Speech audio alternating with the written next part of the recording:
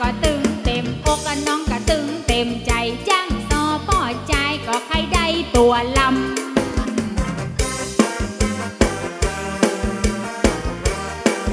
และน้องไอ้ก็เลิฟอยู่ก็เลิฟไอ้ฝรั่งเจอคนไทยก็ยอกกันได้เหมือนกันเพราะว่าความฮักบ่มีอันยังมาบังจดหมายสัมพันธ์ไม่ตีกันตลอดถึงจะอยู่ขอบฟ้าสุดภูเขาเขียวละญี่ปุ่นนะโตเกียวละข้าจะเตวมาไปฮอดจะอยู่ซาอุดิก็ไต้หวันนะเมืองนอกไอ้จะทำพาสปอร์ตตีตัวไปโต้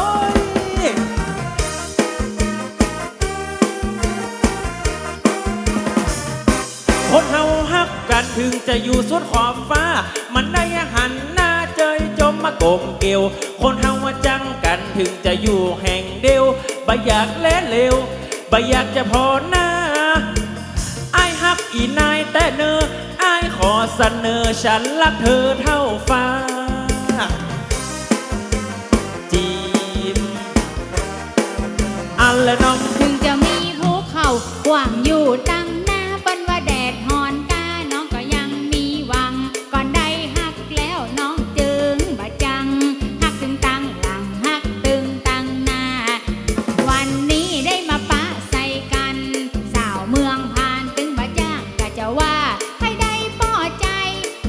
แต่ว่าก็ไปเป็นป้อค่าเฮียเลยเอาไปเป็นป้อก่อนกัน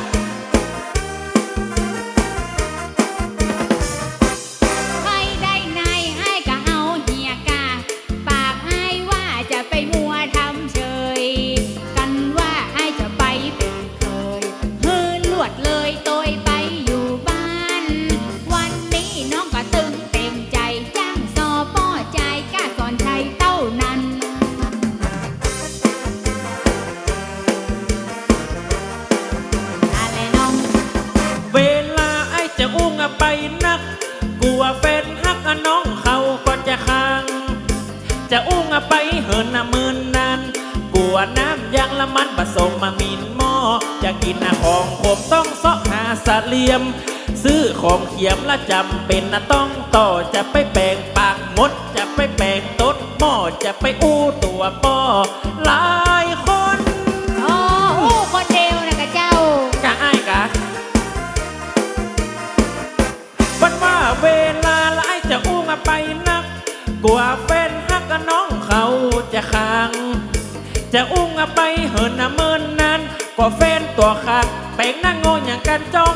ป้อเฮือนตาเปิบซุปเกือบย่ำน้ำลังแต่ผัวมันขางขลังป้อยานต้องกองบะหมี่เจ้าไอ้บะหมี่จีมมากันนะแฮมแล้วน้องพันแก้วยังเป็นสาวจุดลุดยังบ่เคยเข้าสุดห่วมห้องกับไผ่กล้าผาดาที่เป็นป้อใจถึงบ่มีไผ่ที่จะมาเกี่ยวข้องเอากินตูลำตัดตีหน้าอกเป็นว่าฝนบ่ตกบ่หูเฮือนเป็นปองต้องนอนคนเดียวมันในยังมางอมมันบ่มีไผ่จองไผ่จีอ้าวไอ้ตีทำไมบ่น้องผ่านแก้วยังเป็นสาวจุดลุดก็บ่เคยเข้าสุดกับไผ่กล้าผาดาที่เป็นป้อใจถึงบ่มีไผ่ที่จะมาเกี่ยวข้องน้องเป็นสาวเคินมาเมินหลายปีก้มห่อของดีป้อออกหาสองปองแต่ว่าอะไรน้องโบดบ่มีที่ไหนตึงบ่เชื่อเป็นดีอิ่มมาดีเบื่อปากว่าบ่มีบางกรรมใดหาว่าเป็นสาวจีคนงามมาคนดีหาว่าบ่มีเจ้าว่าไม่สลีก็ตั้งในมันกวงบ่มีตกโตละมันต้องมีนกเก่าจะไปมาจุป้อเพียปันเป้าหูเต้าผามซอบ่ฟังห่านมาแล้ว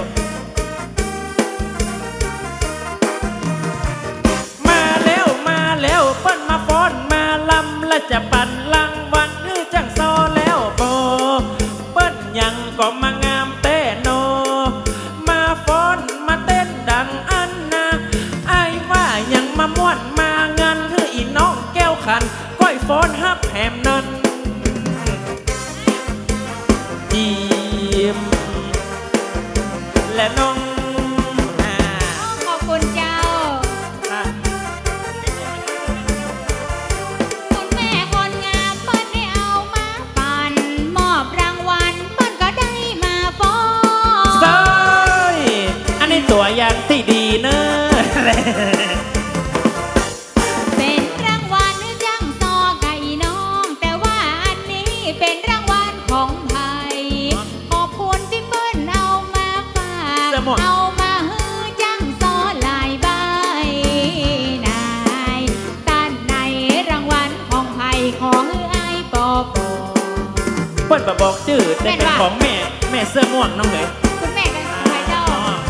ครับ เป็นว่าคุณแม่นั่งอยู่หน้าผามกับเปิ้นได้มาฟังจังซอข้าเจ้า ขอบคุณกับคุณแม่แต่เล่าปันหมู่เฮาได้มาหลายบาทแห่งกำรางวัลเปิ้นได้เอามาปั่นเจิญมาเต้นมารำหน้าเวทีก็ได้อยู่ 10 บาทก็พอใจ20 บาทก็พอใจอยู่บ้านไซลำใหญ่มันยังได้น้อยเหลือนี่ อ๋อเป็นเอ็นดู เอาลำไยที่ไหนมาใช้อยู่เร็วนี่ จ้องปากกางไปมันนับบักวีมาวันนี้เป็นรางวัลน้ำใจ ขอขอบคุณแม่เลี้ยงเสื้อม่วง พร้อมกับเสื้อฟ้าเนื้อตัวอีนายเฮ้ยเจ้าว่าแม่กำเปิ้นมาปั่นรางวัลคือจ้างซอตึงกู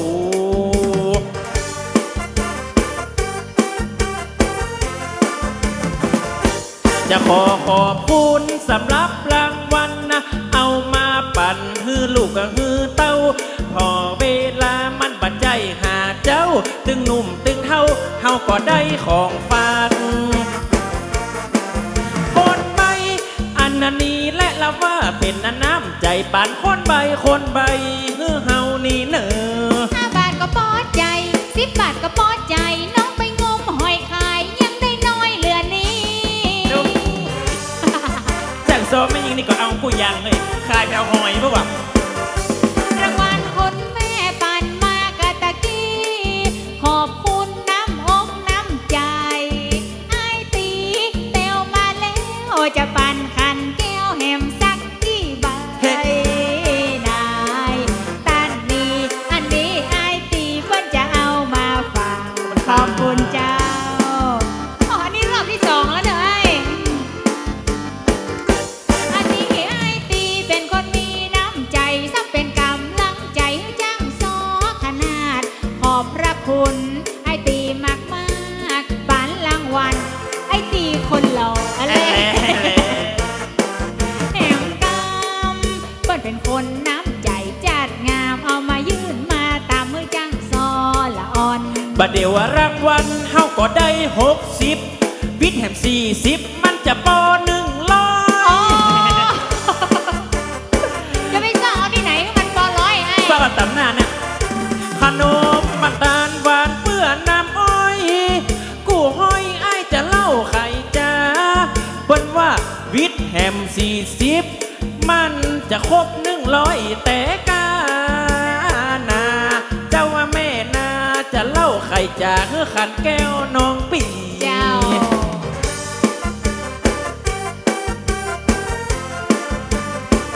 ลวดขอขอบคุณสำหรับรางวัลนะเอามาปั่นฮือเฮาตีนี่จ้องปากกางปลายมันบักคุยรอบนี้ได้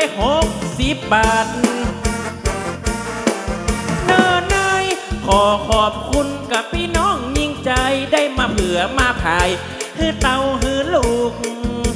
วันนี้เฮาได้มาแผ่วมันม่วนกำแล้วจนแก้วหูเศร้า จนตั้งแต่11 โมงแล้วนะ อันนี้ใครคิวไปหน่อยนะมัน ขอมาแทงกันหน่อย อันนี้บ่ใจจะกินเหล้าว่าน้องขันแก้ว กินเหล้าบ่ไหวเจ้าเหล้าแต่ข้าเจ้าบ่มักก่อนว่าเป็นเบียร์ นอนหาย เอาเบียร์มาน ายตันเนี่ยก่อนว่าเป็นเบียร์ก็ว่าไปแห่งยัง อ๋อ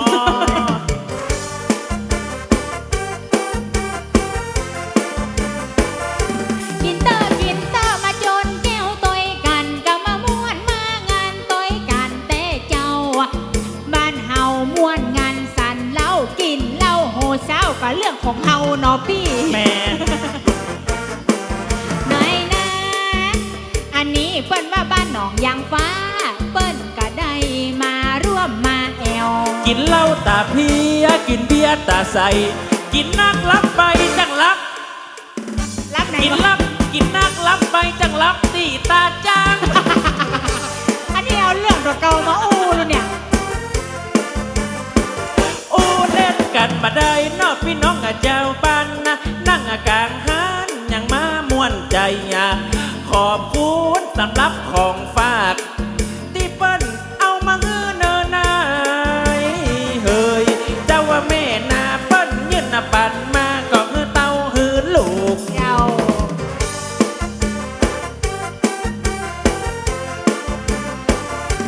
ขอขอบคุณนักหลายก็พี่น้องยิ่งใจก็เปิ้นมีความพันผูกเอามาปั่นตัวเต้าตัวลูกขอบคุณตั้งตัวอีแม่คนงามสองคนมานั่งกลางทำแปลงใจจืดใจบ้านนะขันแก้วคนเก่ง กินเหล้าตาเพียกินเบียร์ตาใสกินนักล้ำไปจักลับในห้องน้ำ อันนี้ก็ประสบการณ์ตรงเนอะ หาไปซ่อหามันอ่ะ โต๊ะตั้งหน้าอย่างมาม่วนเจนลำแต่ว่าประเดี๋ยวเปิ้นเริ่มเหงา บัลลังก์ว่าจะเมาแล้วก้าขอโจนแก้วกับพี่น้องบ้านเฮา นายตั้นเนาจะไปฟังเหงาให้มืดจะมีเพลงอยู่ หันมาแล้วเฮ้ อันนี้ของใครขอบคุณเจ้า ครับ ไอ้ถามชื่อเปิ้นได้เหรอ อันนี้ โอ้ เป็นรางวัลของไผ่กับป้าเลี้ยงเสื้อลายเปิ้นได้เอามาฝากถามชื่อเปิ้นปอบะจาก็บะปากบะลังจะจังจังซอละอ่อน บะจัง ฮะเปิ้นมาบอก เปิ้นมาบอก แหมกำเป็นว่าบะบอกชื่อบอกนามน้องจะถามเปิ้นกระตึงบะบอก บัลลังก์จะจื้อป้อนึกแหมกำมาปั่นรางวัลคือจ้างซอนั่งหาน เปิ้นนึก ป้อนึกหาไปนึกกับคนเดียว อ้าวไม่ไหววะอ่ะ ป้อเลี้ยงเสื้อขาวไอ้จะเอิงยืนนาหารอันนี้เป็นน้ำใจเปิ้นว่ามาสองคน แม่เงินตามนปั่นคนใบคนใบเฮ้ยเจ้าว่าแม่กำรางวี่รางวัลเปิ้นก็เอามาเผื่อ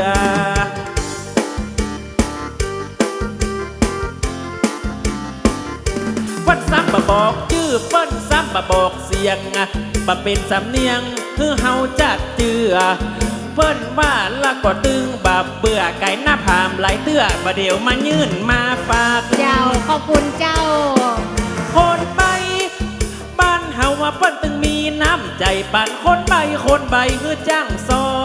ละอ่อน น้องยังคะน้องยังใคร แล้วบ้านใดกัดที่นั่งในเต้น บ้านน้อง น้องยังฟ้าประเทศดังในคนน่ะเจ้า โอ้ดีบะใจคุยเล่นเล่นที่นั่งในเต้นอันนี้อยู่บ้านไหน ขันแก้ว น้องขันแก้วข้าเจ้าไข่ฮูดจัก เอิ้นปากตักจะว่าอย่างใดกา สีแดงปะลึงน่ะ ตันนาจะเฮืออีลาลงไปกะอีบ่อ แดงปะลึงเนอะมึงว่าไปให้อย่าไปเนอะ ผ่านแก้วน้องลงก็บ่ไหวเพราะว่าอีนายข้าเจ้าใส่กระโปรงสัน ก็ลงไปแล้วเจ็ดล้ามกลัวมันบางงามข้าเจ้ากว่าจะออก แอมคำตะกี้เปิ้นมากวักหน้าผามเปิ้นจะปานรางวัลขอฝาก มาบ้านเฮาถึงบ้านนายบ้านแดงวันว่าใบแดงมันอยู่ตังเพ โอ้ยมันอย่ามาโวยมาไปกูละ โอ้ย ขอตัวนายจะไปเป็นนาเต้มาตังเพสีแดงเหมือนกันนะเพิ่งขันแก้วว่าน้องลงมาก่อนนะก้อยพักก้อยผ่อนก็มาเอาล้างวันนากรรมมาเจ้าว่าแม่กรรมเขาจะแบ่งกันจ้างซอตึงกู้ ขอขี่คอหน่อยอะ โอ้มา ลงมาได้แบบมีเกิม ทั้งสองคนจะไปด้วยกันนะเอารางวัล โดยกันตีนี้ขอบคุณกันแก้วน้องปี้รางวัลจะเอามาเผื่อ พี่มากินอย่างอีก แถมกำประเดี๋ยวก็อีน้องแก้วขัน ขอบคุ ขึ้ ณ นน้องเอารางวัล เจ้า ที่เพิ่นเอามาฝาก เจ้าไอเอกเจ้า อ๋อขอบคุณครับ ประเดี๋ยวมาสังกาสังเกต รางวัลไอเอกก็ปั่นมา200 เอ้ยอันนี้ตัวอย่างที่ดี ขอบคุณเจ้ายกรางวัลมาปั่นมือสาวน้อย ขอขอบคุณวันนี้เปิ้นใส่เสื้อขาว ยังมาหล่อแต่หล่อว่า เต็มใจจากหมูเฮาด้านเนาสวัสดีเจ้า อันนี้ป้าหลวงกับพี่ แฟนตัวกับ ใช่ไหม เอาไว้เอาไว้บ้านเอาไว้เอามาตัวอย่าง มาต่อวันนี้ม่วนอกม่วนใจตะกี้ตั้งใดกว้าง ตั้งใดหาพูดกัน ฮะจะลงไปหาพี่ น้องนี้บ่ได้ใส่เกิบแห่งกำประเดี๋ยวขอขอบคุณรางวัลที่เปิ้นเอามาปั่นจังซอละอ่อน มาโซบ้านเฮาตึกบ้านนายบ้านแดงหมู่เฮาได้ไก่แดงแล้วนั้นทัน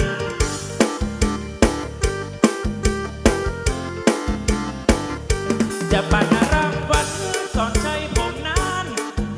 เปิ้นว่าก็มาห้อมแต่บ่มาหาแม่เลี้ยงเสื้อแดงตึงบักกินแหนงนะขันแก้วจ้างซอเฮ้ยเจ้าว่าแม่กำกระเดียวจะปันรางวัลคือผมหลายปันอ๋ออีน้องลงมาตัวอยู่อ่ะ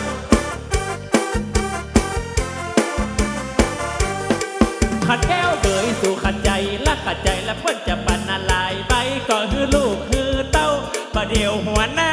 เขารับแล้วเล่าประเดี๋ยวขยุบเล่าอยู่หลังภาพแต่เนอ ไปละหนึ่งไปละหนึ่ง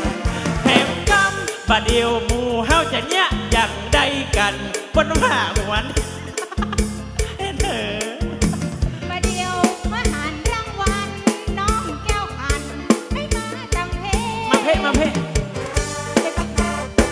รับ เป็นแม่ไว้บัดใจหมู่เฮาจะมาแบ่งหน้าเต้มาตึงตังเฮสวัสดีเหมือนกันขันแก้วข้าเจ้าให้หูจัก จะขอนั่งตักถามสักกำนายตัดหนีบ่เลี้ยงเท่าหวีสวัสดีค่ะ สวัสดีค่ะครับ เป็นดีให้ตักน้องเป็นดีให้ทำได้มาหันพ่อเลี้ยงแต่เจ้า มาพอสายคอเปิ้นเล่ายังมาเส้นใหญ่แต่ว่า แม่น แหมกำบ่เลี้ยงเท่าหวีจะป่านฮือสาวน้อยเมืองผ่านสักกี่บาท มาวันนี้ ขอบคุณ เต็มใจแต่โน มาพอสร้อยคอเส้นเต่าโซ่ลามจ้า ตาชวกตาแช่โอ้ยว้าย พ่อเลี้ยงทวีเอามาปั่นนะน้องจันผมนั้นไม่ได้สักบาทแต่บอ โอ้ ปัญญายังมาแบ่งมาเต้ากันได้กันน้องแก้วขันนี่กาแฮมน้อเฮ้ยเจ้าแม่กำมันตึงมาเป็นอย่างแบ่งเต้ากันนี่หนอ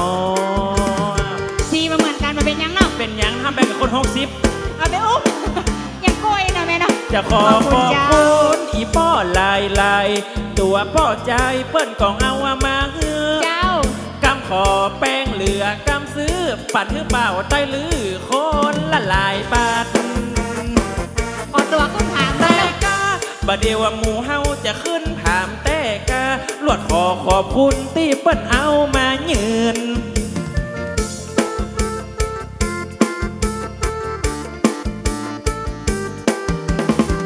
เดี๋ยวก่อนเอ้ยปันใบซิสกระมอกหูจักกันก่อนว่าปันใบปันจะขอเป็นเมียน้อย โถระวังที่ข้างเป็นเฝ้าเนอะ แต่ว่า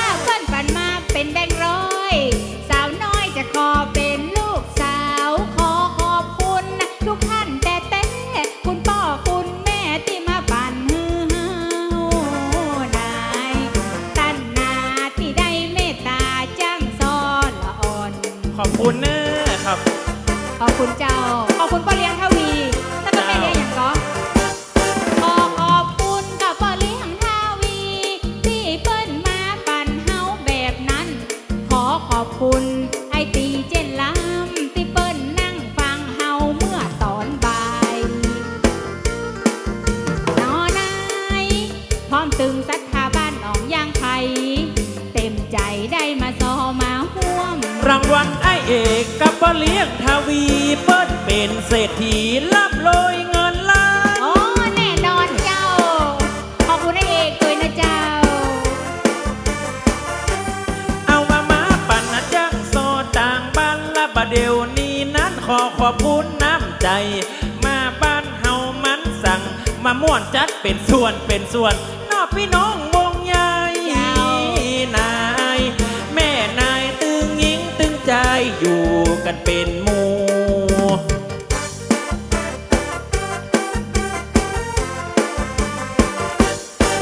ขอบคุณกับพี่น้องวงวันมากินมาตานตัวกันนาตีนี้จองประกางปลายมันก็บอกคุยมาวันนี้มันบะสั่งมามวน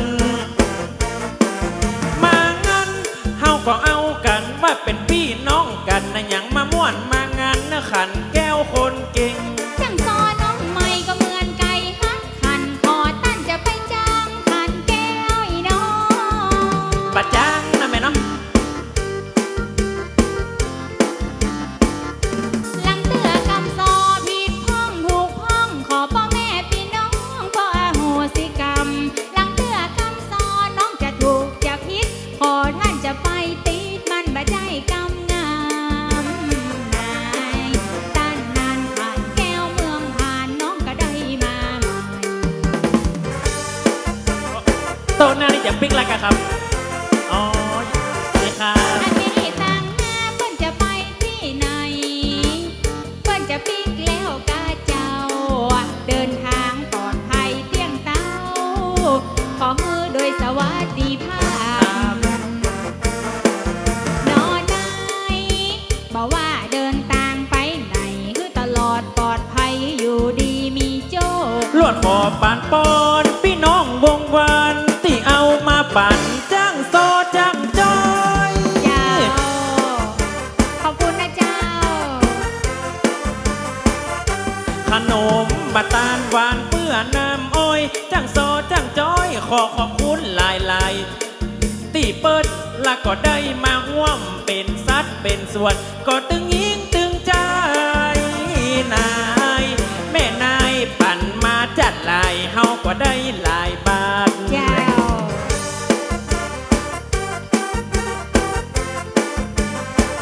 ลวดคอสู่หมอกกันลวดคอสู่มาก็พี่น้องเอาอาบ้านเหนือบ้านใต้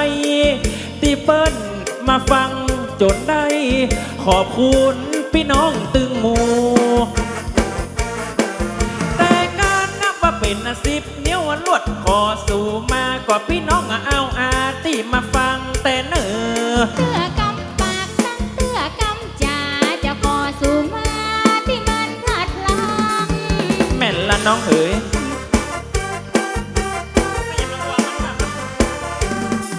เมื่อในเฮาได้มา1 ครั้ง เป็นประเพณีบ้านเฮาแต่บ่วันนี้ได้มาซอมาจ้อยเอาใจเสียงปีเสียงซอนายตั้นในบ้านหนองยางไข่เฮาก็ได้มาห่วม ก็เดี๋ยวช่วงท้ายก็มีเสียงเพลงต่อนะครับเนาะ รวดสูมมากับพี่น้องคนฟังตั้งหน้าตั้งหลังอยู่กันหลายส่วนขอให้ทุกท่าน อยู่กันม่วนๆกินเหล้าจนแก้วเอาจนแหลงจนค่ำ แมน แอมกำเฮาจังซอจะอยู่เป็นกู้กันจะห้องเพลงฮือฟังฮือรำวงเป็นหมู่ ตาลวกก็ได้ตาใบก็เสียสอนใช้เมาเบียร์จะลู่เลียแหมแล้ว เลียมายัง เลียฟองเบียร์ ไปมีเบียร์ที่ไหนฮือเลียมีกันเหล้าเนี่ย ตาวันแรงจะเอาแก้วจนแก้วอู้เป็นนานามแล้วเราพี่น้องตั้งหลายเจิญเปิ้นก็มาเต้นมาลำพี่น้องคนฟังมัน เฮาเนินนายนั่งอยู่ตั้งปุ้นเนื้อขันแก้วคนงาม อยู่หน้าผามตั้งเมื่อมาตอนแล้วเนอ อันนี้ตะคอแข็งเนาะยังอยู่ครบนะเจ้าเนาะห้ามรับเลยเนาะ ก่อนว่าใดที่เจิญมาฟ้อนมาลำบาเดียวตาวันจะรับลงแล้วเจ้ามาพอเวลามันบัดใจหาเจ้าวันว่าสองคนเฮาสู่มากำก่อน เจ้าสุมาไปแล้วเดี๋ยวปั่นปอน แต่กาลวดขอสู่หมอกลวดขอสู่มาแม่ป้าเอาอาตีมาฟังผมเนื้อ จ้างซอจะเอาปอนมาปั่นอยู่ดีกินหวานวงหวานพี่น้อง แม่สู่มาลวดเอากรมาปั่นนะครับ คิดการสิ่งใดขออย่าได้ขาดข้องมีเงินมีทองเข้าของมหาศาลค้าขายของได้ปันรวยจบหนุนบุญช่วยถูกหวยรัฐบาลนานต้านนานมีรักมีทานถูกหวยรางวัลที่หนึ่ง ที่สองเหรอ ของเฮา คือได้นับแบ่งสุดแรงสุดก็ว่าซาก็บางนี้ก็มาบาหาก็ได้อยู่สุขสบาย มีเงินคำเหลือใจขับรถไปไหนก็มีใบขับขี่ บะมีตำนวนก็ย่ำกะ แต่นอเกาตุกสิบเนี่ยมีห้ามีต่อมีสร้อยคอ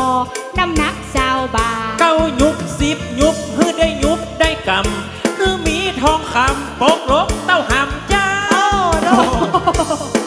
คำอย่างคำแม่คำว่าไง คำเต็มตัวมีสักกะมีสีเป็นเศรษฐีนายหัง มีทุกอย่างมีสตังค์ซื้อกินนะไปตังปืนฮือได้นั่งรถยนต์นะไปตังบนฮือได้นั่งเครื่องบินนะนินนะเจ้าว่าแม่นิน จะเตี้ยวตั้งดินเพื่อเอาตีนซุปเกิบ ไปซุปก็กับย่ำนำได้ แย่ตะกี้นะเข้าร้านอาหารบ่ต้องอ่านนะกระเป๋ากำเดียวสาวจะเอาเหล้ามาเสิร์ฟกันเขามีสตังค์เขาจะปาไปเมิบล้นละเกือบมาจะไล่เป็นเตื้อเขา ไปอย่างว่าไปเลย แถมกำลวดขอปั่นปอนเพื่อพี่น้องคนฟังเพื่ออยู่ม่วนกินหวานก็ตึงจุ้มตึงหมู ปอนจังโซมันบะปอกให้มานบะเปินปอนอาจารย์วงพันพี่น้อง ประเมินป้อนนานป้อนน้อยกะ บะเหมือนปอนปอนนานอาจารย์ป้อน้อยอันนี้ปอนสาวน้อยจากจังซอสาวจี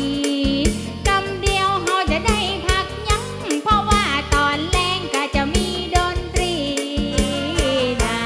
ยต้านเนงจะแถมฮ้องเพลงคือท่านสักอัลบั้ม โอ้อัลบั้มก่อน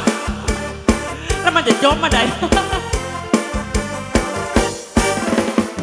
เฮาหมู่เฮาตึงสองจะขอรับรองขอบคุณทุกท่านกำเดียวจะมีรำวงแบบนั้นเพื่อพี่น้องชาวบ้านมามันมาม่วนแถมกำจังซอจะขอปงลงวางทักษกรรมรัฐบนตรีไข่เหี่ยว มีตึงโซ มีตึงเพลง เปลี่ยนกันบรรเลงน้องเอาอาพี่น้อง เจ้านักดนตรีมาไข่เหี่ยวแล้วขอทักษกรรม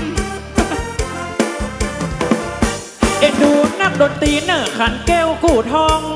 ตาวันย่อนก็ลงไปแล้วบอกกำเดียวว่าหมู่เฮาว่าจะขอพักยั้งกันสักกำเนอขันแก้วจังซอหนอเจ้าว่าแม่หนอจังจ้อยจังโซจะขอยั้งกำก่อน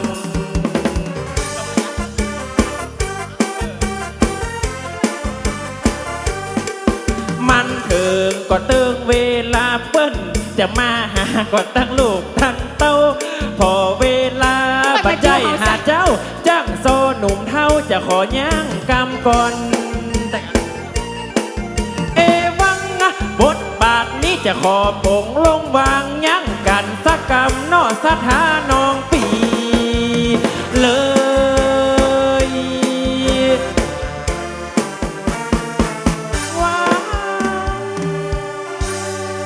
ขอบคุณเจ้า ก็เดี๋ยว บัด เตื้อ มาไปเตื้อเอ็นดูไอ้บ่าวเฮาขยเหี่ยวบ่ได้ เดี๋ยวก่อนนักดนตรีใครเหี่ยวจิกขี้ข้างน้องหนักเจ้าละ 3 รอบละ มาไปเตื้อนะเจ้า ก็บอกจะยุบแล้วจะปีกบ้านละกะจะปีกบ้านในอาบน้ำละกะฮะมาปีกเตื้อปีกบ่ได้เตื้อเจ้าเดี๋ยวรอสักกรรมเพราะว่าไอ้ทวัดตื่นละตะกี้ยุบอยู่ มันมาที่ความฮิตไผ่ความฮิตของอันก็สถาบันพี่น้องบ้านยางฟ้าเนี่ยกะ เนี่ยเด้ย ก็เอาเหล้าให้ทวาดกินไปรับมาตะเกีย บันลับบนภาคพรใส่ตาบ่ได้